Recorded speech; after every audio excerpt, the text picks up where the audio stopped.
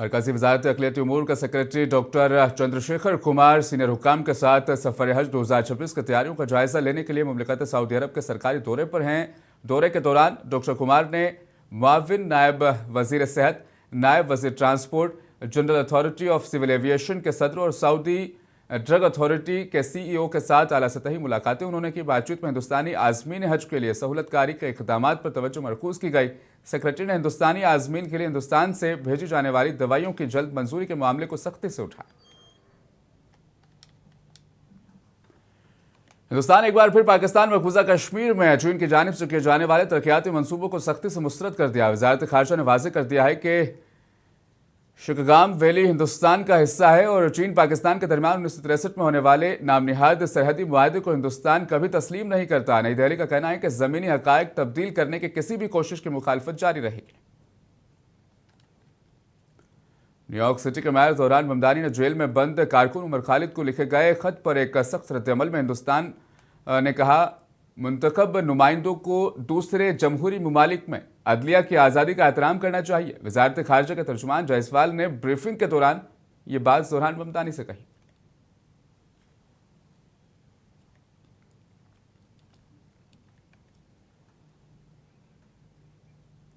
Iran में जारी शदीद एहतजाजी मुजाहिरों के दौरान खित्ते की कशीदगी एक नए मरहले में दाखिल हो गई है। रहबर आला आयतुल्लाह अली ख़ामेनी ने खुलकर अमेरिका और इजराइल की मौजूदा हालात का जिम्मेदार उनको करार देते हुए सख्त तंबिया जारी की है। उनका कहना है कि किसी भी बैरूनी जारियत का भरपूर जवाब दिया जाएगा। यह बयान ऐसे वक्त में सामने आया है जब अमेरिकी सदर ट्रंप ईरान में मुदाखलत के इशारे दे चुके हैं, जिसके बाद आलमी सतह पर तशवीश में इजाफा हो गया है। पेश इस हवाले से तफसीली रिपोर्ट। अमरीकी सदर डोनाल्ड ट्रंप ने ईरान को खबरदार करते हुए कहा है कि अगर ईरानी हुक्काम ने मुजाहिरीन को कत्ल करना शुरू किया तो अमरीका ईरान पर इंतहाई सख्त हमला करेगा। एक इंटरव्यू में सदर ट्रंप ने कहा कि उन्होंने ईरानी क़यादत को वाज़ेह पैगाम दे दिया है कि माजी की तरह हंगामों के दौरान अवाम को निशाना बनाया गया तो अमरीका खामोश नहीं रहेगा। दूसरी जानिब ईरान के supreme leader Ayatollah Ali Khamenei ने अवाम से खिताब में एहतजाजी मुजाहिरों को बैरूनी साजिश करार देते हुए कहा है कि इस्लामी जमहूरिया ईरान किराए के फ़ौजियों और शरपसंद अनासिर को किसी सूरत बर्दाश्त नहीं करेगा। उनका कहना था कि कुछ लोग अवामी अमलाक को नुकसान पहुंचाकर अमरीकी सदर डोनाल्ड ट्रंप को खुश करना चाहते हैं, जबकि ट्रंप को अपने मुल्क के मसाइल पर तवज्जो देनी चाहिए। सुप्रीम लीडर ने ईरानी अवाम पर जोर दिया कि वो इत्तेहाद बरकरार रखें। ईरानी सदर मसूद पज़ेश्कियान ने इस सूरत हाल में मुख्तलिफ मौक़िफ़ इख्तियार करते हुए सब्र व तहम्मुल से काम लेने की अपील की है। उन्होंने अपने बयान में कहा है कि तशद्दुद और जबर से गुरेज किया जाए और अवामी मुतालिबात सुनने के लिए मुकालमे और बातचीत का रास्ता अपनाया जाए।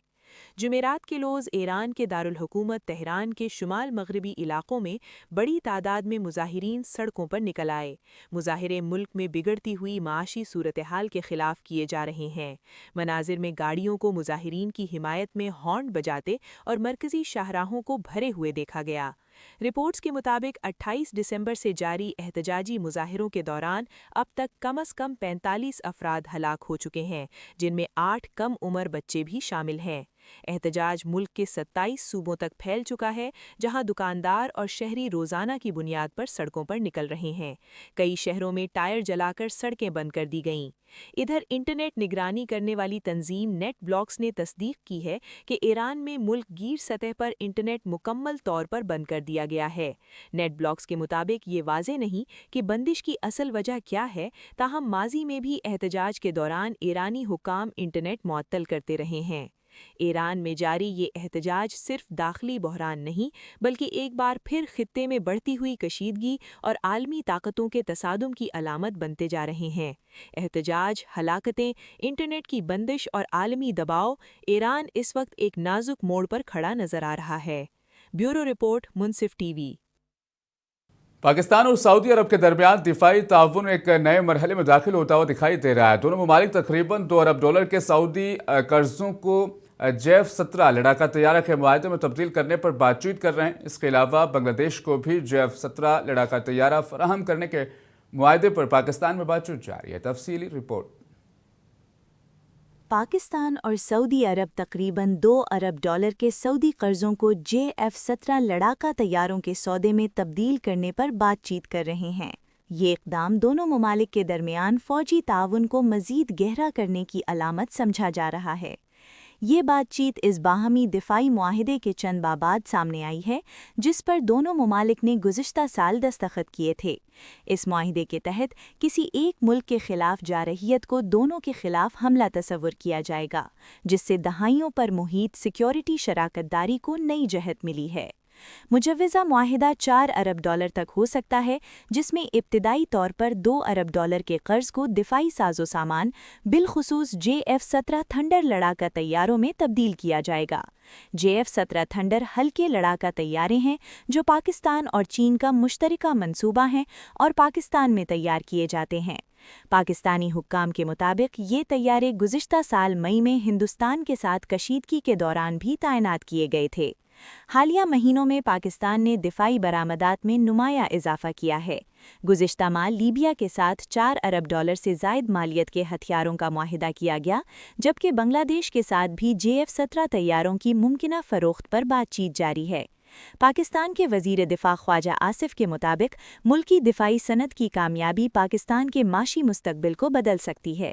ان کا کہنا ہے کہ پاکستانی طیاروں کو بین الاقوامی سطح پر پذیرائی مل رہی ہے اور آنے والے مہینوں میں مزید بڑے آرڈرز متوقع ہیں۔ بیورو رپورٹ، منصف ٹی وی۔ ڈنمارک کے صدر نے ڈونلڈ ٹرمپ کو صاف صاف الفاظ میں کھلی دھمکی دی ہے کہ اگر امریکہ نے گرین لینڈ پر فوجی کارروائی کی تو ڈنمارک کی فوج پہلی گولی مارے گی، پھر بعد میں سوال کیے جائیں گے۔ نہایت سخت ترین بیان ایسے وقت پر سامنے آیا جب امریکی صدر ٹرمپ نے گرین لینڈ پر قبضے کے لیے فوجی طاقت کے استعمال کو بھی ایک ممکنہ آپشن قرار دیا۔ ڈنمارک واحد ایسا ملک ہے جس نے ٹرمپ کو ان کی زبان میں مؤثر انداز میں جواب دیا۔ پیش تفصیل اس رپورٹ میں۔ ڈنمارک کی وزارت دفاع کا کہنا ہے کہ گرین لینڈ پر کسی بھی حملے کی صورت میں فوجیوں کو فوری جوابی کارروائی کا اختیار حاصل ہوگا۔ یہ ہدایت 1952 سے فوج کے مشغولیت کے قواعد کا حصہ ہے، جس کے تحت اہلکار اعلیٰ افسران کے احکامات کا انتظار کیے بغیر حملہ آوروں پر فائر کر سکتے ہیں۔ ڈنمارک کے اخبار برلنگس کے مطابق وزارت نے اس قاعدے کی تصدیق کرتے ہوئے کہا ہے کہ یہ اصول آج بھی نافذ ہے۔ یہ بیان ایسے وقت میں سامنے آیا ہے جب امریکی صدر ڈونلڈ ٹرمپ نے گرین لینڈ کو امریکی قبضے میں لینے کے لیے دباؤ میں اضافہ کیا ہے۔ صدر ٹرمپ کا کہنا ہے کہ آرکٹک خطے میں چین اور روس کے بڑھتے اثر و رسوخ کے باعث گرین لینڈ کا حصول امریکی قومی سلامتی کے لیے ناگزیر ہے اور فوجی طاقت بھی زیر غور آپشنز میں شامل ہے۔ صدر ٹرمپ اور ان کی ٹیم اس مقصد کے حصول کے لیے مختلف امکانات پر غور کر رہی ہے۔ تاہم امریکی وزیر خارجہ مارکو روبیو نے کہا ہے کہ واشنگٹن فوجی کارروائی نہیں بلکہ گرین لینڈ کی خریداری چاہتا ہے، اور اسی سلسلے میں وہ ڈنمارک اور گرین لینڈ کے حکام سے ملاقات کا ارادہ رکھتے ہیں۔ دوسری جانب امریکی نائب صدر JD وینس نے الزام لگایا ہے کہ ڈنمارک گرین لینڈ کی مناسب حفاظت میں ناکام رہا ہے، جبکہ ڈنمارک مسلسل اس موقف پر قائم ہے کہ گرین لینڈ فروخت کے لیے نہیں ہے۔ یورپی رہنماؤں نے بھی خبردار کیا ہے کہ گرین لینڈ اور ڈنمارک کی علاقائی سالمیت کا احترام کیا جانا چاہیے۔ ڈنمارک کی وزیر اعظم میٹے فریڈرکسن نے واضح کیا ہے کہ گرین لینڈ پر کسی بھی امریکی حملے سے نیٹو اتحاد کو شدید خطرہ لاحق ہو سکتا ہے۔ دنیا کا سب سے بڑا جزیرہ گرین لینڈ اپنی جغرافیائی اہمیت اور قدرتی وسائل کے باعث عالمی طاقتوں کی توجہ کا مرکز بنا ہوا ہے۔ اب سوال یہ ہے کہ آیا یہ کشیدگی سفارتی بات چیت پر ختم ہوگی یا عالمی سیاست میں ایک نئے تنازع کو جنم دے گی؟ وینزویلا پر امریکی حملے کے بعد گرین لینڈ اب ساری دنیا کا مرکز بن گیا ہے۔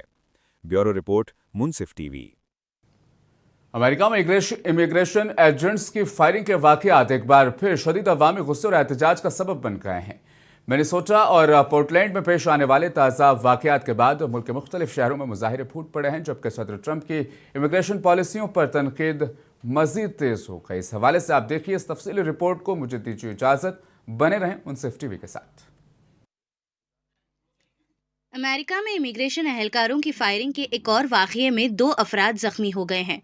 یہ واقعہ ایسے وقت میں پیش آیا ہے جب ایک روز قبل منیسوٹا کے شہر منیاپولس میں امیگریشن ایجنٹ کی فائرنگ سے ایک خاتون ہلاک ہو گئی تھی، جس کے بعد ملک بھر میں احتجاجی مظاہروں کا آغاز ہوا۔ منیسوٹا میں ہلاک ہونے والی خاتون کے حق میں Minneapolis, New York, Los Angeles اور دیگر شہروں میں مظاہرے کیے گئے۔ امریکی نائب صدر جے ڈی وینس نے واقعے پر رد عمل دیتے ہوئے دعویٰ کیا ہے کہ ہلاک ہونے والی خاتون اپنے ہی اقدامات کے باعث اس سانحے کا شکار ہوئی، جبکہ امیگریشن اینڈ کسٹمز انفورسمنٹ کے ایجنٹ جوناتھن راس کو مکمل قانونی تحفظ حاصل ہے۔ ان کا کہنا تھا کہ جوناتھن راس جون میں ایک غیر قانونی امیگرینٹ کو گرفتار کرنے کی کوشش کے دوران زخمی بھی ہو چکا تھا۔ واضح رہے کہ منیسوٹا میں امیگریشن اہلکاروں نے ایک چھاپے کے دوران خاتون کو سر پر گولی مار کر ہلاک کیا تھا۔ ادھر ریاست اوریگون کے شہر پورٹلینڈ میں پیش آنے والے ایک اور واقعے میں ایک خاتون اور ایک مرد زخمی ہو گئے۔ پولیس کے مطابق یہ واقعہ ایک کلینک کے قریب پیش آیا، جس کے بعد پولیس کو اطلاع ملی کہ تقریباً 3 کلومیٹر دور ایک خاتون اور مرد زخمی حالت میں مدد کے لیے پکار رہے ہیں۔